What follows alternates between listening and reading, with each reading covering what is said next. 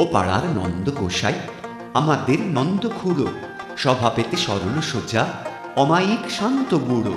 ছিল না তার অসুখ বিসুখ, ছিল সে যে মনের সুখে। দেখা যেত সদাই তারে হুকো হাতে হাস্য মুখে। হঠাৎ কি তার খেয়াল হলো, চলল সে তার হাত দেখাতে। ফিরে এলো শুকনো সদু, ঠকাঠক কাঁপছে দাঁতে। শুধালে সে কয় না কথা, আকাশেতে রয় সে চেয়ে। মাঝে মাঝে শিউরে ওঠে, পরে জল চক্ষু বেয়ে। শুনে লোকে দৌড়ে এলো, ছুটে এলেন বদ্যি মশাই।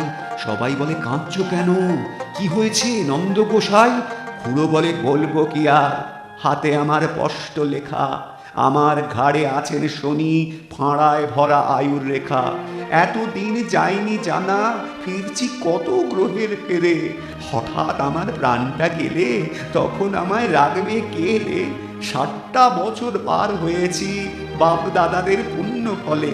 ওরে তোদের নন্দ খুড়ো এবার বুঝি পটল তোলে। কবে যে কি ঘটবে বিপদ, কিছু হয় যায় না বলা। এই বলে সে উঠল কেঁদে, ছেড়ে ভীষণ উচ্চ গলা। দেখে এলাম আজ সকালে গিয়ে ওদের পাড়ার মুখো। বুড়ো আছে, নেই কো হাসি, হাতে পা নেই কো হুঁকো।